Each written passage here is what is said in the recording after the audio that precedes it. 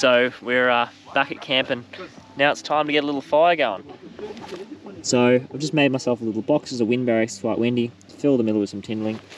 And then now just grab some hexamine, pop some tabs out, drop them in, start it all up. Meanwhile, the rest of the guys are over there at the caravan making some incredibly gourmet dinner, which is well and truly not what I do. If I tried to cook that, you'd probably end up with food poisoning. So this is definitely a something different for me, which I really appreciate. So Nick's gonna grab a hexi cube out for us. No, got to be careful with hexamine because it is poisonous. So you don't want to have one for a snack. Right, this stuff's fantastic. I'm telling you. Now watch me throw it. Oh, righto.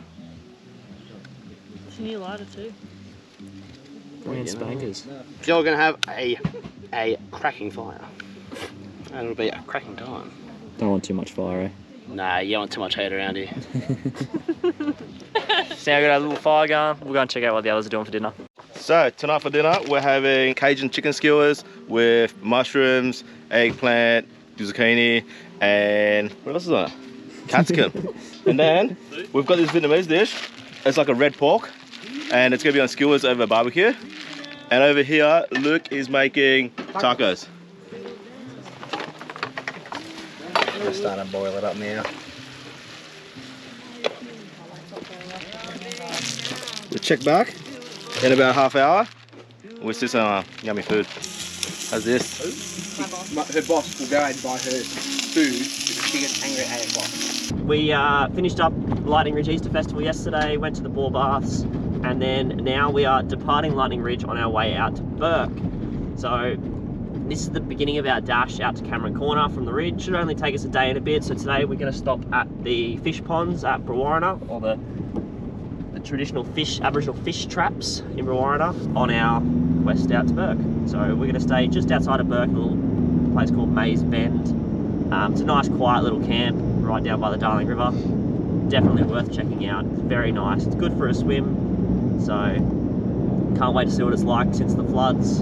Obviously haven't been out here in a year and they've had a tremendous amount of flooding in that time frame. So curious to see what it's going to be like. Hopefully we can still go for a swim and still, sure enough, have somewhere nice to camp. I've spotted some emus.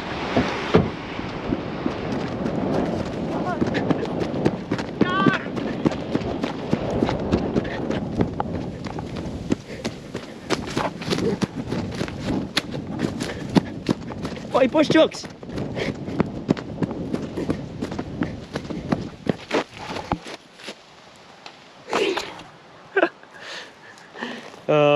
The good Aussie bush chook.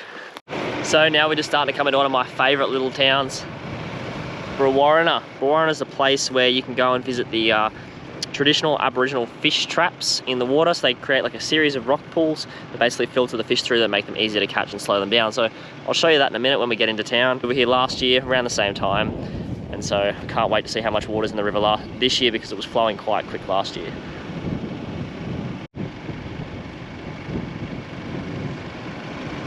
A lot of that John Murray art. Unfortunately, we're not allowed to take you into the gallery back in Lightning Ridge, but it is sprinkled all around the town. So just like this toilet block here is all painted up, and then even across the road there's another art gallery where once again it's all painted up.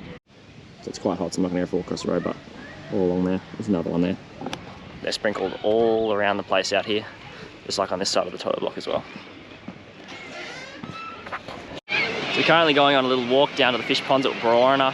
It's quite cool to see how they set this up. It was really incredible back in its time. So basically it made it like shooting fish in a barrel. So I'll turn it around in a sec so you can see what I'm talking about, but basically it narrowed out a section of the river so that it was like small little pools, so that were quite shallow, so it was really easy to catch the fish coming downstream. They could spear them and catch them basically as they filtered through the rocks because there was so little gap. So I'll turn it around now so you can have a look. So as you can see, it's a series of pools that come down, and between each rocks there's about a 200mm gap, so they could spear them through the gap or basically just pluck them out as they came through. Really incredible engineering and hunting techniques for its time.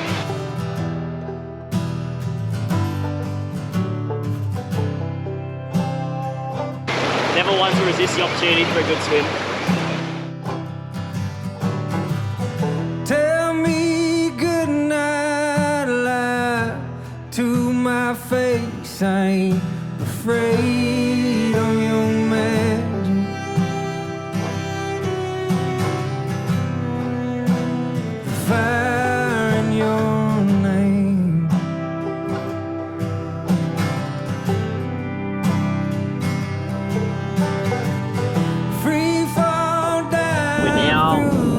way between Burke and Winaring, and then obviously from Winaring out to Cameron Corner. Today is a massive push of a day with 570 kilometres, more than half of which is more than likely going to be dirt.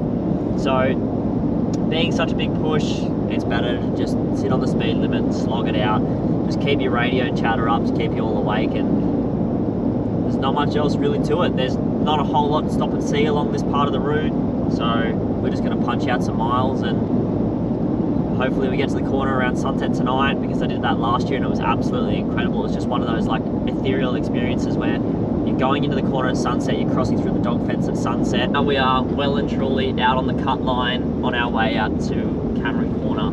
This road is completely different each time you traverse it. Oh, hello. This road is completely different each time you traverse it, and no two drives are ever the same. Last year it was freshly graded, buttery smooth. This year there's been a couple of really rough sections where like the rocks have started to come through the cap, and they are quite kidney jarring, but you never really know what you're going to get. It's always a bit of a mixed bag. So right now we've obviously come into this section that's freshly graded, and it is like butter. It is so beautiful. So another one of my favourite parts of Outback Travels is what I'm standing on right now. This is a salt pan. So as much as it looks like it's dry, as soon as you break through that crust, it is very wet and sticky, as I found out last year. And I obviously haven't had too much rain because my tracks are still just there. I'll throw in a photo so you can actually see me stuck to my chassis rails in the first Raptor from last year.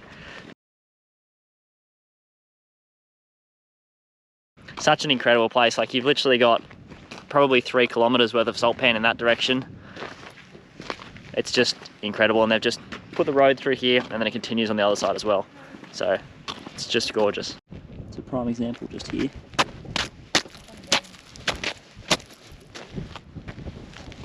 How soft and sticky that is. It is black soil mud. You get in that, you are gone. Lock her in 4 low. Something super trippy that I don't think a lot of people realise once you get out here is how spread apart everything is. Like, we're coming across this, I would assume it's an empty lake bed at the moment, and the closest set of trees or any sort of landmark in any direction is further than your field of view. You can literally see like just the shimmering on the horizon. It looks like you're looking at the ocean. Like, it's just, it's like you're hallucinating. It's so incredible. I'll spin it around. I don't think the camera will be able to show it, but it's just incredible. Like, there is nothing for kilometers upon kilometers upon kilometers in any direction. It's just, it's incredible. Stop. We gotta take some pictures. The commitment.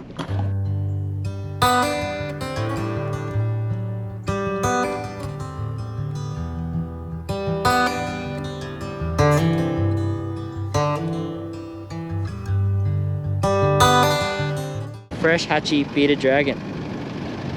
How pretty are you? He's like real fresh. Welcome to Tibooburra, the final step before pushing on to Cameron Corner. I absolutely love this little town. You got 2 of the most famous outback pubs in this town. You have the Tib 2-story hotel and the Tib family hotel. So both bucket list destinations for a lot of people on their outback pub crawl. So let's get into town and sink a quick one before pushing on to Cameron Corner. So one thing you have to be prepared for in the outback is $2.55 a litre, because the supply chain is difficult to get it out here, so they well and truly charge like wounded bulls for it.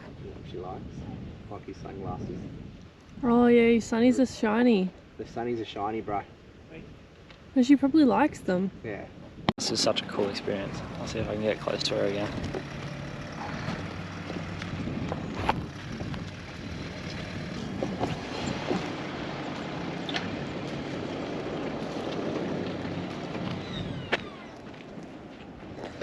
Just go down on my knees.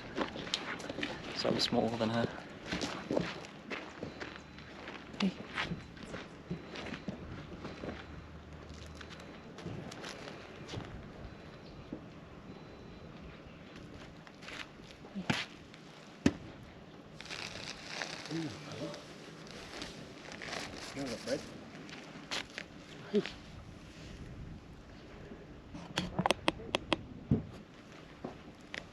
She's seen the light.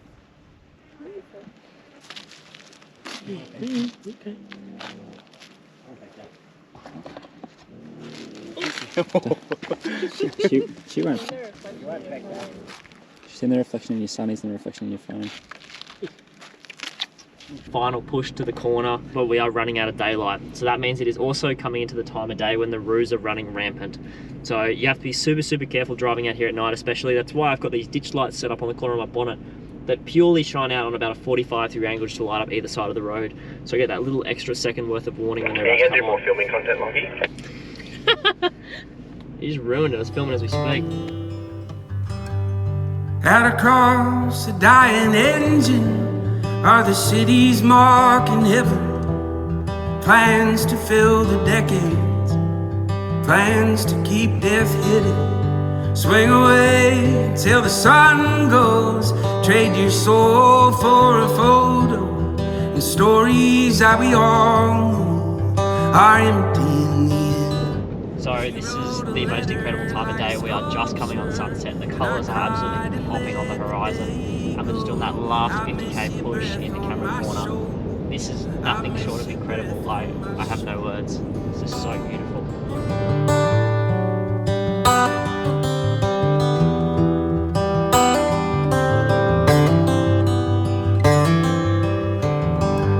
Driving north through California, the sun is on the sea. So unfortunately now the sun has well and truly set, and it is the most dangerous time of the day to drive around out here. Purely because you cannot see the kangaroos. Your perception of light is at its absolute lowest because your eyes are constantly trying to adjust between the sunset and the darkness of the ground in front of you. So just please guys, when you're driving out here at night, avoid it if possible, always avoid it if possible. And if you absolutely have to, just reduce your speed a little bit, even if it means being a bit more uncomfortable on corrugations. And just try your best to be cautious. So, yeah, stay safe guys.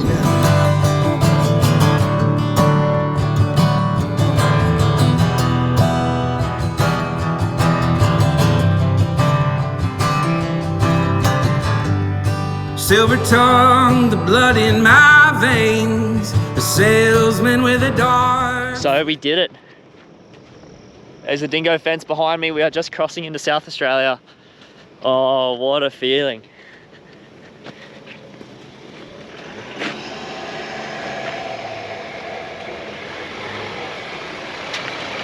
South Australia, eh? Fucking hell. Woo!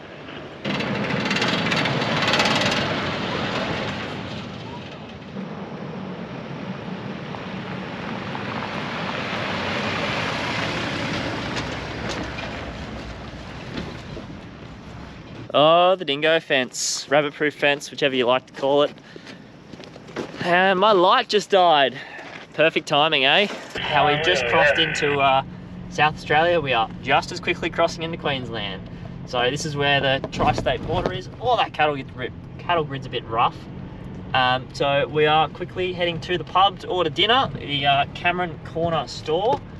And then we will, after that, go and set up tents so we make sure we don't miss out on any food.